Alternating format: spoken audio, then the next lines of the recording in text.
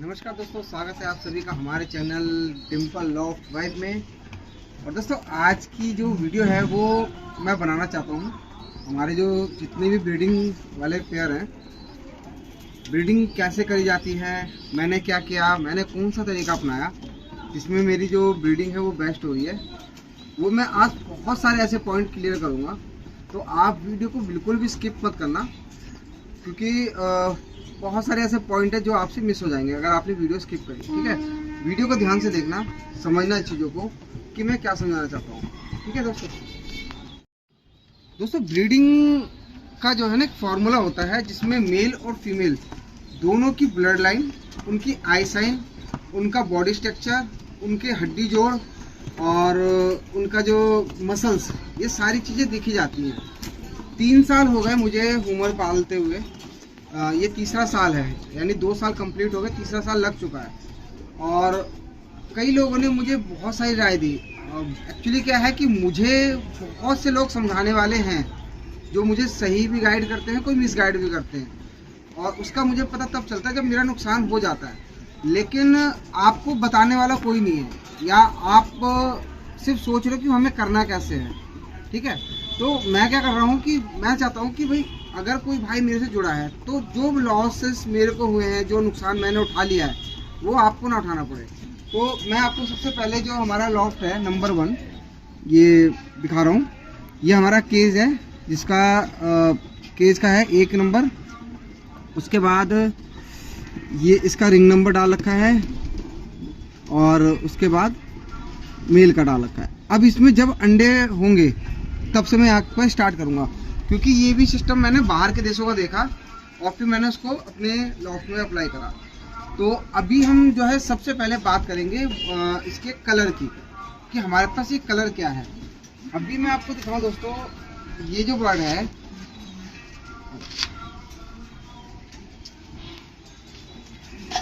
देखो दोस्तों, ये जो बर्ड है ना, ये है किटल नस्ल का कबूतर है। ठीक है, और देखिए इधर से साफ आ रही है। ठीक है दोस्तों, ये किटल नस्ल है। और इसका जब मैंने जोड़ा लगाया था ना, तो इसका जो फीमेल थी ना वो कोई और थी। फिर मैंने जैसे हमारे भाई आते रहते हैं कई सारे जो मुझे सही गाइड करते हैं, और हकीकत बताऊँ कुछ लोग ऐसे हैं यहाँ पर दिल्ली के अंदर, जैसे सुल्तानपुरी में एक भाई है हमारे, उन्होंने मुझे सही गाइड करा। एक हमारे ओखला में है भाई, उन्होंने सही गाइड करा।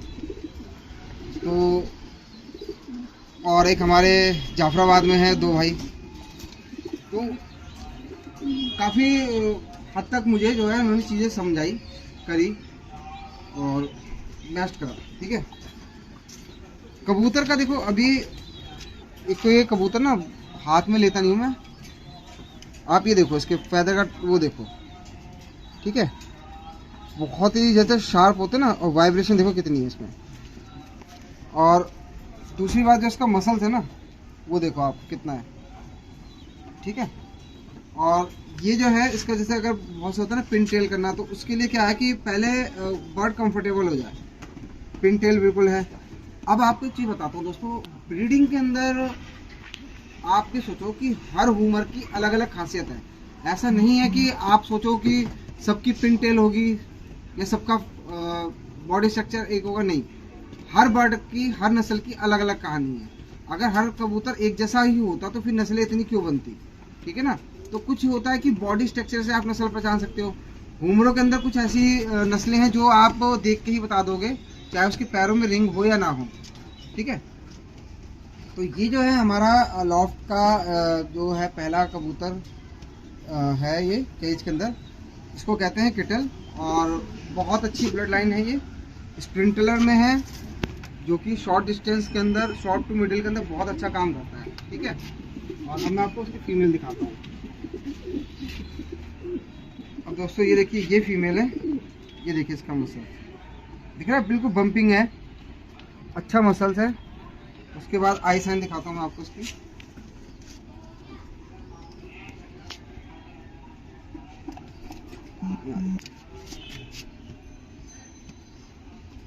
ठीक है, आई साइन, इसकी आंखों की पैडिंग, सब कुछ ओके है।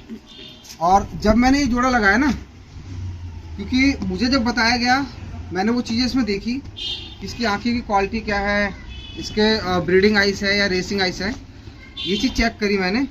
और उसके बाद मैंने इस फीमेल से लगाया था। दोनों मेल और फीमेल की मेरे पास पेडिग्री है। ये देखिए बिल्कुल एक के ऊपर एक पर चढ़े हुए हैं, बहुत ही प्यारी फीमेल।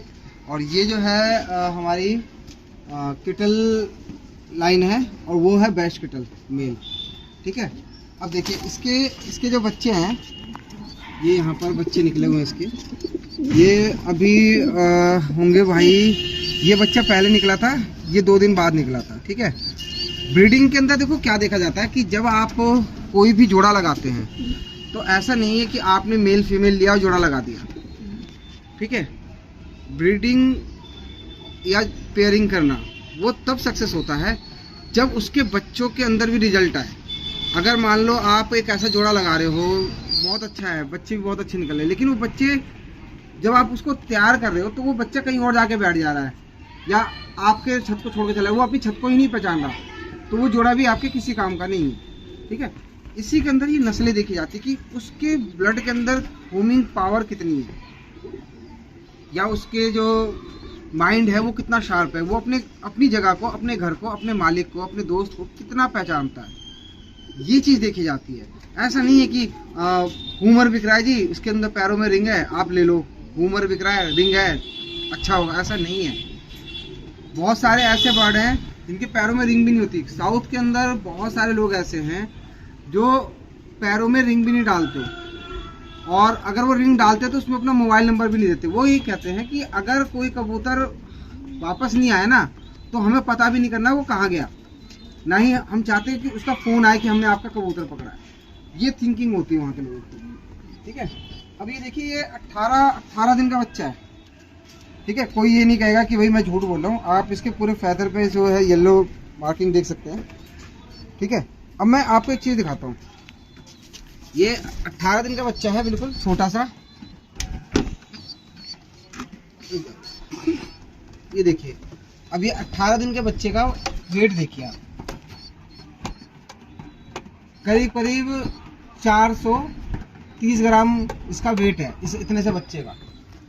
ठीक है, अब आप देखो कि 430 ग्राम का वेट इस बच्चे का, तो यानी कि जब मैंने ब्रीडिंग कराई बच्चे को या ये जोड़ा लगाया, तो अब मेरे बच्चों के अंदर देखो कितना मसल्स ग्रो हो रहा है। क्यों? क्योंकि माँ और बाप दोनों के ब्लड के अंदर ग्रोथ है, मसल अच्छे हैं, तब जाके बच्चों का भी मसल अच्छा हो रहा है। ये दूसरे दिन जो दूसरे बार निकला था, उसका भी देखो आपको वेट दिखाता हूँ, 366 ग्राम। ठीक है, ये सिर्फ जो वेट है ना वो सिर्फ 2 दिन के अंदर आया। अभी मैं और भी तरीके अपनाऊंगा कि हमारे जो बच्चे बिल्कुल इक्वल पड़े। तो इसमें देखो वेट का फर्क आ गया, करीब 100 ग्राम का। तो ये देखो 400 ग्राम का बच्चा, 366 ग्राम का। ठीक है, माँ बाप बच्चों को बिल्कुल अच्छी तरीके से पाल लें। और आपको एक दिखाऊं, इसके बारे में मैं आपको कल बताऊंगा, इस जोड़े के बारे में। बच्चा आप देखिए कि वो जरा सा बच्चा भी, उसकी वाइब्रेशन देखिए कितनी है। ठीक है, ये जरा सा बच्चा है। अब इसका भी मैं आपको सिर्फ वेट करा रहा हूँ क्योंकि कल मैं इस चीज़ को नहीं दिखाऊंगा। ये भी करीब 20 दिन का बच्चा है।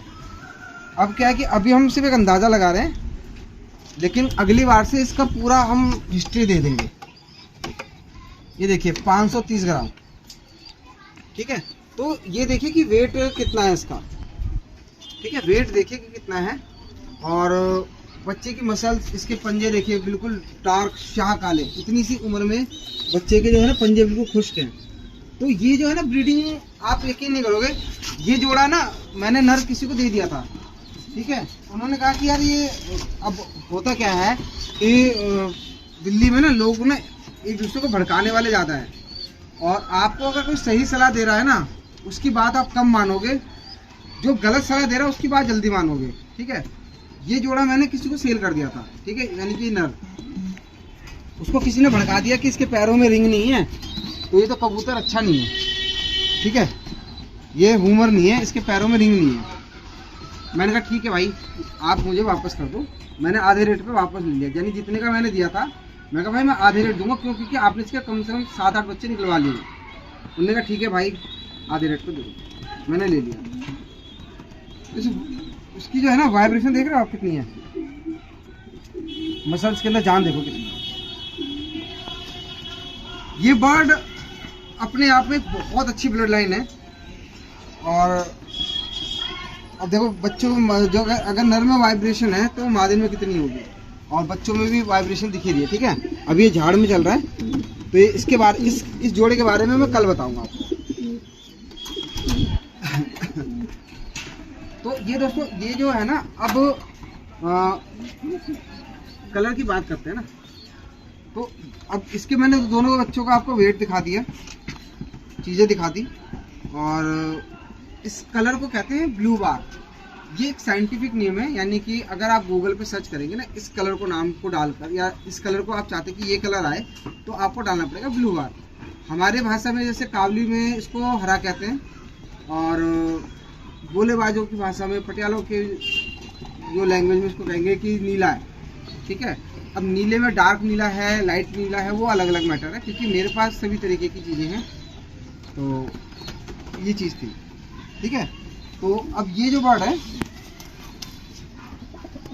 इसका जो जोड़ा लगाया था बिल्कुल परफेक्ट लगा हुआ है। बच्चे बहुत ही ज़्यादा स्ट्रॉन्ग निकल रहे हैं और बहुत अच्छा जोड़ा। यानी कि अब जो है ना दोस्तों, मेरे लॉफ्ट में अब कोई भी ऐसा जोड़ा नहीं है जो मुझे सेल करना है, क्योंकि सारे मेरे पास जोड़े कंप्लीट हो गए हैं, बच्चे अच्छे कर रहे हैं, सब कुछ अच्छा कर रहे हैं। तो अब जो है ना, जितनी भी मेरे पास जो जोड़े मैंने अभी सेल किए थे ना, उनके बच्चे रेस में लेट आ रहे थे। ठीक है, कोई 1 दिन बाद आ रहा है, कोई 4 घंटे बाद आ रहा है, तो वो जोड़े हमारे काम के नहीं थे।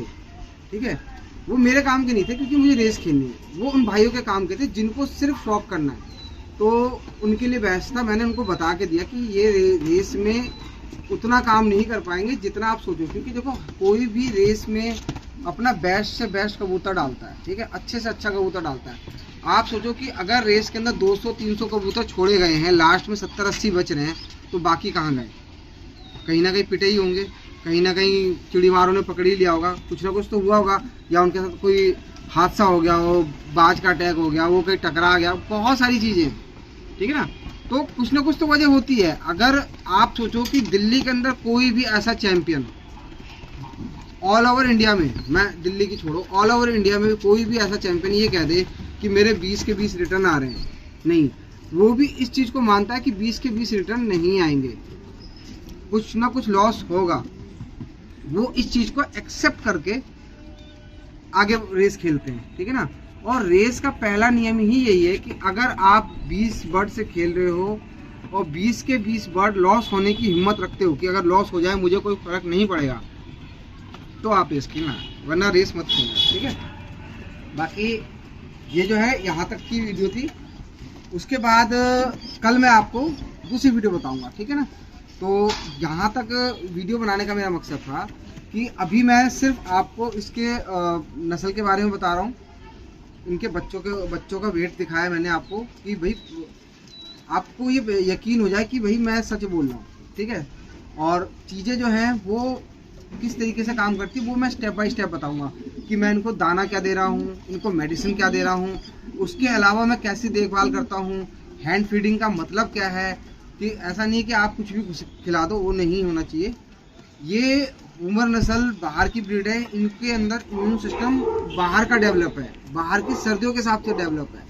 इंडिया के अंदर जो ये गर्मी है ना, वो इसको एडजस्ट नहीं करते। लेकिन मेरे पास जो ये बर्ड हैं, ये करीब करीब 1 से 1.5 साल के हो गए हैं, यानी कि इनका इम्यून सिस्टम बिल्कुल स्ट्रांग है। अब इनके बच्चे जब होंगे उनका इम्यून सिस्टम स्ट्रांग होगा, और उसके बच्चे के बच्चों का भी इम्यून सिस्टम और भी ज़्यादा स्ट्रांग होगा। अगर आप ऐसा बर्ड लेकर आते जो डायरेक्ट इंडिया में आया है ना, तो उसको आपको बचाने के लिए बहुत मेहनत करनी पड़ेगी। ठीक है, उसको मेडिसिन, दवाइयाँ, हर चीज़ देनी पड़ेगी। अब बीमारियाँ क्या हैं, किस तरीके की हैं, वो सारी चीज़ें मैं अगली वीडियो में आपसे डिस्कस करूँगा। तो कल की वीडियो में मैं आपको इस जोड़े के बारे में और इसकी पूरी कहानी बताऊँगा, इसकी हिस्ट्री बताऊँगा, इसकी फीमेल के बारे में बताऊँगा, इस मेल के बारे में बताऊँगा, सारी चीज़ें बताई जाएगी। ठीक है ना, तो यहाँ से स्टार्ट करते हैं 1 नंबर, उसके बाद फिर 2 नंबर, 3 नंबर, 4 नंबर, इसी तरीके से मैं यहाँ पर स्टार्ट करूँगा। ठीक है भाइयों, तो 1 नंबर, 2, 3, 5 नंबर तक मैं जाऊँगा कल।